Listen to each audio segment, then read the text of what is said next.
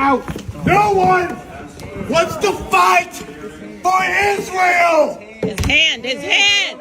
Oh, his hand.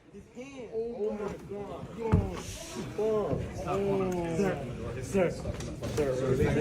Let go of your hand. Let go of the door. Let go of the door. The senator broke his hand. A sitting U.S. senator just broke the hand of a Marine. በአውሮፓውያኑ መጋቢት 2026 ዋሽንግተን ዲሲ በታሪኳ አይታው የማታውቀው አይነት የፖለቲካና የወታደራዊ ትኩሳት ውስጥ ወድቃለች። የካፒቶል ሂል አየር በሰላም ሳይሆን በባሩድ ጠረንና በክህደት ስሜት የተሞላ ይመስላል። በኢራን ሰማይ ላይ የሚዘንበው የቦምብ ድምፅ እዚህ ዋሽንግተን ውስጥ በሴኔቱ አዳራሽ ውስጥ በሚሰማው የጩኸትና የጋጠወጥ ድርጊት አስተጋብቷል። በአሜሪካ የፖለቲካ ልብ ውስጥ የተከሰተው ይህ አስጠቃቂ ትዕይንት ሀገሪቱ ወደ ምን አይነት ጥቁር ገደል እየገሰገሰች እንደሆነ ፍንጭ የሰጠ አጋጣሚ ሆኗል። የመጋቢት 5ኛው ቀን ሲነጋ መላው ዓለም በጉጉት የሚጠብቀው የሴኔቱ የጦር ኃይሎች ንዑስ ኮሚቴ ስብሰባ ተጀመረ። ስብሰባው የተጠራው የትራምፕ አስተዳደር በኢራን ላይ የከፈተውን መጠነ ሰፊ ጥቃት ተከትሎ የሀገሪቱን ቀጣይ አቅጣጫ ለመወሰን ነበር። ሆኖም ግን በአዳራሽ ውስጥ የተከሰተው ነገር ከፖለቲካዊ ክርክር ባለፈ የአካል ጉዳትን ያስከተለ አሰቃቂ ግጭት ይሆናል ብሎ የገመተ አልነበረም። የሞንታናው ሴናተር ቲም ሺሂ የቀድሞ የባህር ኃይል ልዩ ኃይል አባልና በጦርነት የሰለጠነ ገዳይ ማሽን በሴኔቱ አዳራሽ ውስጥ የፈጸመው ድርጊት በዲሞክራሲ ስም የሚነግዱ ፖለቲከኞች ጭንብል የወለቀበት ትልቅ ማሳያ ነው። በዚያ ዕለት አዳራሽ ውስጥ የነበረው ውጥረት ሰማይ የነካ ነበር። ብሪያን ማክጊነስ የተባለው የቀድሞ የባህር ኃይል ወታደርና አሁን በሰሜን ካሮላይና ለሴኔት መቀመጫ የሚወዳደረው ግለሰብ የሀገሩን መሪዎች በቃችሁ ለማለት ወደ አዳራሹ ዘልቆ ገባ። ማክጊነስ እንደ ማንኛውም ወታደር የጦርነትን መራራነት ያውቃል። የአሜሪካ ወጣቶች ደም በኢራን በረሃዎች ላይ ለሌላ ሀገር ጥቅም ሲባል መፍሰስ የለበትም የሚል ጽኑ እምነት ነበረው። ማንም ሰው ለእስራኤል ብሎ መዋጋት አይፈልግም። አሜሪካ ልጆቿን ለእስራኤል ጦርነት ልትገብር አይገባም ብሎ ሲጮህ በክፍሉ ውስጥ የነበሩት ሴናተሮች ፊታቸውን በቁጣ ተቀየረ። በዚህ መሃል ነበር ሴናተር ቲም ሺሂ እንደ አውሬ ከመቀመጫቸው ተነስተው ወደ ማክጊነስ የሮጠው። ሺሂ የፖሊሶቹን ድጋፍ በመፈለግ ሳይሆን በውስጥ ያለውን ወታደራዊ የግፍ ፍላጎት ለመወጣት ይመስል ተቃዋሚውን ማክጊነስን በኃይል አፈፍ አድርጎ ያዘው። ማክጊነስ ራሱን ለመከላከልና ድምፁን ለማሰማት የክፍሉን በር ይዞ ሲታገል፣ ሺሂ ግን በሚያሰቅቅ ሁኔታ የሰውነቱን ሚዛን በማዛባትና እጁን በማጣመም ወደ ውጭ ሊወረውረው ሞከረ። በዚያ ቅጽበት በአዳራሽ ውስጥ የነበሩትን ሁሉ ያስደነገጠ የአጥንት ስባሪ ድምፅ ተሰማ። የማክጊነስ እጅ በሴናተሩ ጡንቻ ኃይል ተቀንጥሶ ሲሰበር፣ ተቃዋሚው በህመም ቢጮህም ሺሂ ግን ምንም አይነት ርኅራኄ አላሳየም። ይህ ድርጊት የአሜሪካ ፖለቲካ ከመከራከር ይልቅ ወደ ጡንቻ ማሳየት፣ ከዲሞክራሲ ይልቅ ወደ ፋሽስታዊ ጥቃት መሸጋገሩን በአደባባይ ያሳየ አሰቃቂ ድርጊት ነበር። ይህ በሴኔት ውስጥ የተፈጸመው ግብግብ በአጋጣሚ የመጣ ሳይሆን ከጀርባው ከፍተኛ የገንዘብና የጥቅም ትስስር ያለበት ነው። ቲም ሺሂ ከእስራኤል ደጋፊው ኤፓክ እና መሰል ድርጅቶች $600,000 በላይ የገንዘብ ድጋፍ የተቀበለ ሲሆን በኢራን ላይ የሚካሄደው ጦርነት ለሱ የገንዘብና የስልጣን ምንጭ ነው። ሺሂ ከዚህ ቀደም የነበረው የአየር ላይ የስለላ ኩባንያ የኢራንን ድሮኖች ለመምታት የሚያስችል ቴክኖሎጂ በማቅረብ $75 ሚሊዮን የሰበሰበበት በመሆኑ ጦርነቱ ለሱ የንግድ ትርፍ ነው። ማክጊነስ በአዳራሹ ውስጥ የጮኸው እውነት የሺሂን እና መሰል ፖለቲከኞችን የደም ንግድ ስለነካባቸው ሴናተሩ በጭካኔ ምላሽ ለመስጠት አላመነታም። የሰበረው የአንድን ወታደር እጅ ብቻ ሳይሆን የአሜሪካን ሕዝብ የመናገር ነጻነት ጭምር ነው። ከዚህ የግል ግብግብ ጎን ለጎን በሴኔቱ ውስጥ የተካሄደው የድምፅ አሰጣጥ ሂደት የአሜሪካን የፖለቲካ ውድቀት ይበልጥ አጋልጦታል። የጦርነት ስልጣን ውሳኔን በሚመለከት የቀረበው የሕግ ረቂቅ ዓላማው የትራምፕ አስተዳደር በኢራን ላይ የከፈተውን ሕገወጥ ጦርነት እንዲያቆምና የኮንግረሱን ፈቃድ እንዲጠይቅ ለማስገደድ ነበር። ነገር ግን ሴኔቱ በ53 ለ47 ድምፅ ይህንን ጥያቄ ውድቅ አደረገው። ይህ ውሳኔ በኢራን ላይ ለሚዘንበው ቦምብና ወደፊት ለሚፈሰው የአሜሪካ ወታደሮች ደም እንደ ሞት ፈራጅ የተፈረመ ሰነድ ነው። በሪፐብሊካን ወገን ያሉ ሴናተሮች በጥቅም የተሳሰሩ ጥቂት ዲሞክራቶችን በማሰለፍ የአሜሪካን ሕዝብ ፍላጎት ወደ ጎን በመተው ለጦርነት ነጋሪት መምታታቸውን መርጠዋል። ውሳኔው እንደ ጆን ፌተርማን ያሉ ዲሞክራቶችንና እንደ ቲም ሺሂ ያሉ ሪፐብሊካኖችን በአንድ ጎራ ያሰለፈ ሲሆን ተቃውሞ ያሰሙት እንደ ራንድ ፖል ያሉ ጥቂት ግለሰቦች ብቻ ነበሩ። የዚህ ውሳኔ መዘዝ ግን በዋሽንግተን አዳራሾች ብቻ የሚወሰን አይደለም።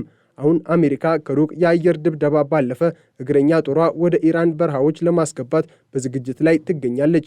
የትራምፕ አስተዳደር ባለሥልጣናት እስካሁን እግረኛ ጦር አላክንም እያሉ ቢዋሹም መሬት ላይ ያለው እውነት ግን ሌላ ነው። ሴናተር ሪቻርድ ብሉሜንታል እና ኤሊዛቤት ዋረን ከመንግስት ባለስልጣናት ጋር ካደረጉት ምስጢራዊ ስብሰባ በኋላ በከፍተኛ ስጋት እንደተናገሩት አሜሪካ ወደማይቀረው የእግረኛ ጦርነት እየገባች ነው።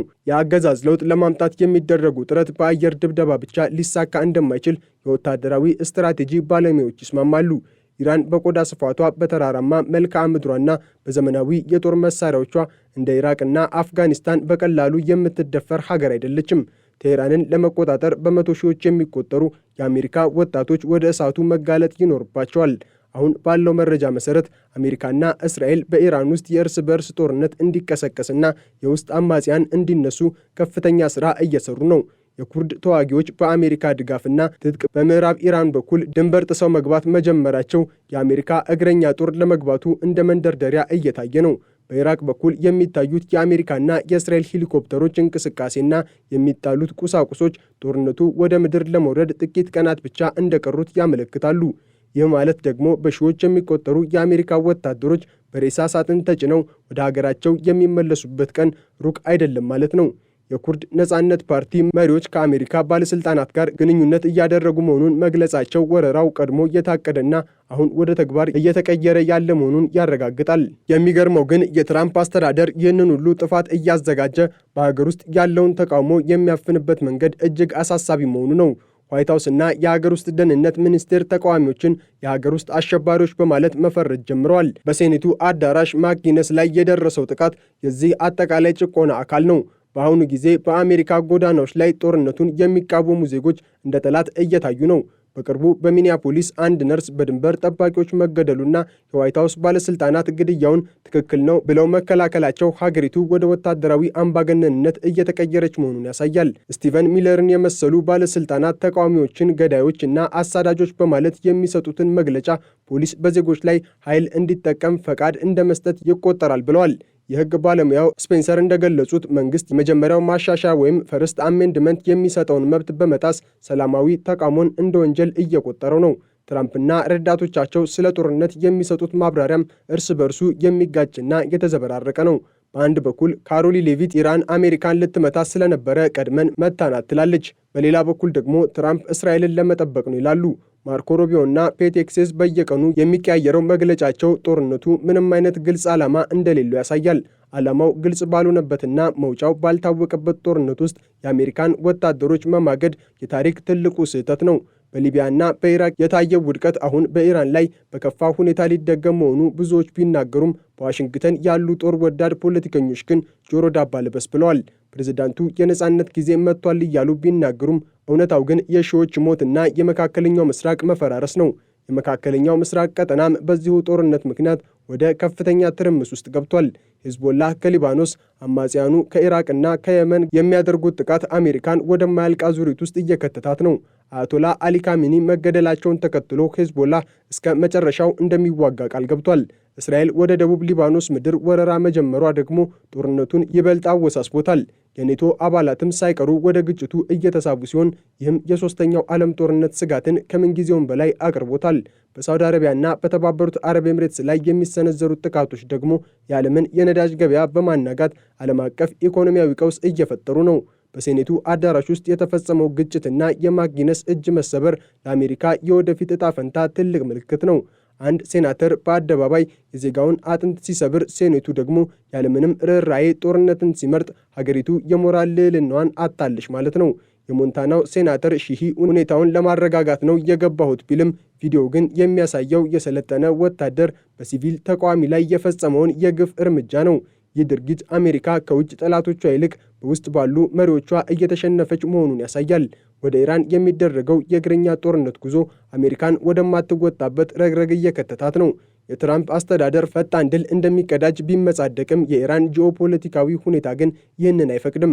በቴህራን ጎዳናዎች ላይ የሚፈሰው ደም ዋሽንግተን ድረስ ማዕበል ሆኖ መምጣቱ አይቀርም። ሴናተር ሊንድሴ ግሬሃም የአገዛዝ ለውጥ መምጣቱ አይቀሬ ነው ቢሉም በምን ያህል ዋጋ የሚለው ጥያቄ ግን አልተመለሰም። የጦርነት ነጋሪት አጓጊ ሊሆን ይችላል። ነገር ግን የጦርነት ውጤት ሁልጊዜም ሞት፣ ስቃይና ውድመት ነው። የዚህ ወር መባቻ በአሜሪካ ታሪክ ውስጥ እንደ አንድ ጥቁር ምዕራፍ ተመዝግቦ ይኖራል። በዋሽንግተን ዲሲ የካፒቶል ሂል ህንፃዎች በታላቅ ግርማ ቢቆሙም በውስጣቸው የሚካሄደው ግን ሀገሪቱን ወደ ጥፋት የሚመራ ድራማ ነበር። በሴኔቱ አዳራሽ የተሰማው የአጥንት መሰበር ድምፅ በአጋጣሚ የተከሰተ ሳይሆን ለአስርት ዓመታት በአሜሪካ የፖለቲካ ስርዓት ውስጥ ሲብላላ የቆየው የኃይልና የገንዘብ የበላይነት ወደ አደባባይ የወጣበት ቅጽበት ነው። ሴናተር ቲም ሺሂ በሞንታና ህዝብ የተመረጠው እንደ ተራ ሰው እና ተግባራዊ መሪ ቢሆንም በሴኔቱ አዳራሽ ውስጥ የፈጸመው ድርጊት ግን የባህር ኃይል ልዩ ኃይል በነበረበት ጊዜ የተማረውን የግድያና የማጥቃት ጥበብ በገዛ ዜጋው ላይ የተገበረበት አሳፋሪ ክስተት ሆኗል። ሺሂ የብሪያን ማክጊነስን እጅ ሲሰብረው በፊቱ ላይ የታየው ቁጣና ጭካኔ የአስተዳደሩን አጠቃላይ ባህሪ የሚያንጸባርቅ ነው። ሺሂ ከዚህ ቀደም በአየር ላይ ስለላና የጠላት ድሮኖችን በመምታት ቴክኖሎጂ ላይ የተሰማራ ኩባንያ ባለቤት የነበረ ሲሆን ይህ ኩባንያ በ2019 የኢራንን ድሮን ለመምታት ያገለገለ ቴክኖሎጂ በማቅረቡ በ2020 ለሽያጭ ቀርቦ $75 ሚሊዮን አስገኝቶለታል። ለሺሂ ጦርነት ማለት የንግድ ትርፍ ነው። ጦርነት ማለት የፖለቲካ መሰላል ነው። ማክጊነስ ለእስራኤል አንዋጋም ብሎ ሲጮህ የሺኢን የገንዘብ ምንጭና የፖለቲካ መሰረት በቀጥታ ነክቶታል። የአይፓክ ደጋፊ የሆኑ ፖለቲከኞች ለምን እንደዚህ አይነት የኃይል እርምጃ እንደሚወስዱ ለመረዳት ወደ ባንክ አካውንታቸው መመልከት በቂ ነው። በሺኢና በማክጊነስ መካከል የተፈጠረው ግብግብ የአሜሪካን ሁለት ገጽታዎች ያሳያል። አንደኛው በጦርነት ትርፍ የሚያገኘውና በስልጣን የሰከረው የፖለቲካ ሊቅ፣ ሁለተኛው ደግሞ የጦርነትን መራራነት የሚያውቀውና የሀገሩን መጥፋት የሚቃወመው የቀድሞ ወታደር። በሴኔቱ ውስጥ የተካሄደው የድምፅ አሰጣጥ ሂደት በአሜሪካ ዲሞክራሲ ላይ የተሰነዘረ የመጨረሻው መርዶ ነበር። የጦርነት ስልጣን ውሳኔ በ53 ለ47 ድምፅ ውድቅ መደረጉ ፕሬዚዳንት ትራምፕ በኢራን ላይ የጀመሩትን ጦርነት ያለምንም የሕግ ገደብ እንዲቀጥሉ ፈቃድ ሰጥቷቸዋል። ይህ ውሳኔ በፓርቲዎች መካከል ያለውን ልዩነት አጥፍቶታል። ሪፐብሊካኖች እንደ አንድ ጦር ሆነው ለጦርነቱ ሲቆሙ፣ ጥቂት ዲሞክራቶች ደግሞ ከአይፓክ በሚያገኙት በሚሊዮን የሚቆጠር ዶላር ተገዝተው ጦርነቱን ይደግፈዋል። ከዚህም በላይ 6 የህዝብ ተወካዮች ምክር ቤት አባላት ማለትም ዲሞክራቶች ትራምፕ በኢራን ላይ ለሚያካሄደው ጦርነት የ1 ወር ተጨማሪ ጊዜ እንዲሰጣቸው የሚጠይቅ አማራጭ የህግ ረቂቅ ማቅረባቸው የፖለቲካው ዓለም ምን ያህል በገንዘብ እንደተበከለ ያሳያል። እነዚህ አባላት ከ900 ሺህ እስከ $6.7 ሚሊዮን ከአይፓክ የተቀበሉ መሆናቸው ውሳኔው የአሜሪካን ህዝብ ጥቅም ሳይሆን የውጭ ኃይሎችን ፍላጎት የሚያስቀድም መሆኑን ያረጋግጣል። በሴኔቱ አዳራሽ የተላለፈው ውሳኔ በኢራን ለሚሞቱት በሺዎች የሚቆጠሩ ንጹሐንና ወደፊት ለሚረግፉት የአሜሪካ ወታደሮች የሞት ደብዳቤ ሆኖ ያገለግላል። አሜሪካ በኢራን ላይ የጀመረችው የአየር ድብደባ አሁን ወደ ምድር ጦርነት እየተቀየረ መሆኑን የሚያሳዩ በርካታ መረጃዎች እየወጡ ነው። የፔንታጎን መሪ ፔት ሄግሴዝ እና የውጭ ጉዳይ ሚኒስትሩ ማርኮ ሩቢዮ ጦርነቱ ፈጣንና ግልጽ ዓላማ ያለው እንደሆነ ቢናገሩም ወታደራዊ ተንታኞች ግን ይህንን አይቀበሉም። የኢራን መልክዓ ምድር እንደ ኢራቅ ሜዳማ ሳይሆን በተራራዎች የተከበበና እጅግ አስቸጋሪ በመሆኑ የአየር ድብደባ ብቻውን አገዛዙን ሊቀይር አይችልም። የፎክስ ኒውስ ዘጋቢ እንደዘገበችው የአሜሪካ ልዩ ኃይሎችና በምስጢር የታጠቁ የኩርድ ተዋጊዎች ቀድሞውኑ ወደ ኢራን ምድር መግባት ጀምረዋል። በኢራቅ በኩል የሚታዩት የሄሊኮፕተር እንቅስቃሴዎችና የሚጣሉ የጦር መሳሪያዎች አሜሪካ ሰፊ የእግረኛ ጦር ለማሰማራት ዝግጅቷን ማጠናቀቋን ያሳያሉ። ይህ እርምጃ አሜሪካን ወደማትወጣበት የረጅም ዓመታት ጦርነት ይከታታል። በኢራን በረሃዎች ውስጥ የሚቀበረው የአሜሪካ ወጣት ደም ለዋሽንግተን ፖለቲከኞች የድል ዜና ቢሆንም ለሀገሪቱ ግን የታሪክ ጠባሳ ነው። የትራምፕ አስተዳደር በውጭ ሀገር ጦርነት ሲከፈት በሀገር ውስጥ ደግሞ የዜጎችን ነጻነት የሚያፍንበትን ስልት ቀርጿል። የሀገር ውስጥ ደህንነት ሚኒስትር ክርስቲ ኖም እና ስቲቨን ሚለር ጦርነቱን የሚቃወሙ ዜጎችን የሀገር ውስጥ አሸባሪዎች በማለት መፈረጅ ጀምረዋል። የስያሜ መንግስት ያለምንም የህግ ሂደት ዜጎችን እንዲያስርና እንዲያሰቃይ መንገድ ይከፍትለታል። ጦርነቱ በኢራንና በአሜሪካ መካከል ብቻ የተገደበ አይደለም። ሂዝቦላህ ከሊባኖስ አማጽያን፣ ከኢራቅና ከየመን የሚያደርጉት ጥቃት አሜሪካን ወደማያልቅ አዙሪት ውስጥ እየከተታት ነው። አያቶላ አሊ ካሚኒ መገደላቸውን ተከትሎ ሂዝቦላ እስከ መጨረሻው እንደሚዋጋ ቃል ገብቷል። እስራኤል ወደ ደቡብ ሊባኖስ ምድር ወረራ መጀመሯ ደግሞ ጦርነቱን ይበልጥ አወሳስቦታል። ኔቶ ወደ እስራኤል ሲወነጨፉ የነበሩ የኢራን ሚሳኤሎችን መትቶ መጣሉ ጦርነቱ ወደ ዓለም አቀፍ ግጭት እያደገ መሆኑን ያሳያል። በሳውዲ አረቢያና በተባበሩት አረብ ኤምሬትስ ላይ የሚሰነዘሩት ጥቃቶች ደግሞ የዓለምን የነዳጅ ገበያ በማናጋት ዓለም አቀፍ ኢኮኖሚያዊ ቀውስ እየፈጠሩ ነው። አሜሪካ ይህንን ሁሉ ቀውስ የጀመረችው ለጥቂት ፖለቲከኞችና ለጦር ነጋዴዎች ጥቅም ሲባል ነው። በሴኔቱ አዳራሽ የተጀመረው ግጭትና የማክጊነስ እጅ መሰበር ለአሜሪካ የወደፊት ዕጣ ፈንታ ትልቅ ምልክት ነው። አንድ ሴናተር በአደባባይ የዜጋውን እጅ ሲሰብር፣ ሴኔቱ ደግሞ ያለምንም ርህራሄ ጦርነትን ሲመርጥ ሀገሪቱ የሞራል ልዕልናዋን አጣለች ማለት ነው። የአሜሪካ ሕዝብ አሁን ከፊቱ የተደቀነው ምርጫ ግልጽ ነው። ወይ የጦርነት ነጋሪትን መከተል ወይ ደግሞ ወደ ዲሞክራሲያዊ ስርዓትና ሰላም መመለስ።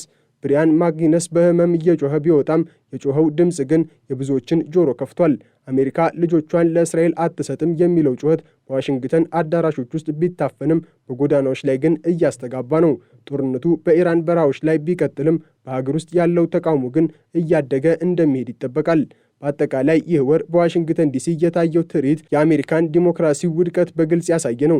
በሴኔቱ አዳራሽ የተጀመረው ግጭት፣ የአጥንት መሰበርና የደም መፍሰስ የመላው ዓለም ዕጣ ፈንታ ምን ሊሆን እንደሚችል የሚያሳይ አስፈሪ ጥላ ነው። አሜሪካ ለነጻነት በሚል ስም የጀመረችው ይህ ጦርነት መጨረሻው ግን የገዛ ራሷን ነጻነትና ሰላም የሚያጠፋ ሊሆን ይችላል። በትላንትናው ዕለት የተሰማው የአጥንት መሰበር ድምፅ የአንድ ሰው እጅ መሰበር ብቻ ሳይሆን የአሜሪካ የዲሞክራሲ መሰረት መናጋቱን የሚያበስር የጥፋት ድምፅ ነው። የአሜሪካ ሕዝብ አሁን ከፊቱ የተደቀነው ምርጫ ግልጽ ነው። ወይ የጦርነት ነጋሪትን መከተል ወይ ደግሞ ወደ ዲሞክራሲ ስርዓትና ሰላም መመለስ። ነገር ግን በሴኔቱ ውስጥ የታየው ግትርነትና በዋይት ሀውስ ያለው ጦር ወዳድነት ሀገሪቱን ወደ ጥፋት እየገሰገሰች መሆኑን ያረጋግጣል። ይህ ጦርነት በአሜሪካ ታሪክ ውስጥ ትልቁ ጠባሳ ሆኖ ይቀጥላል። በሺዎች የሚቆጠሩ የአሜሪካ ወጣቶች በኢራን በረሃዎች ላይ ሕይወታቸውን ሲያጡ፣ የታሪክ መዝገብ ግን ጥፋቱን በሴኔቱ አዳራሽ ውስጥ ጦርነትን በመረጡት ፖለቲከኞች ላይ ይጭናል። በካፒቶል ሂል የፈሰሰው የማክጊነስ ደም በቴህራን ለሚፈሰው የሺዎች ደም መቅደም ሆኗል። የአሜሪካ መሪዎች ከታሪክ መማር ባለመቻላቸው ዓለምን ወደ አዲስ የጨለማ ዘመን እየመሯት ነው።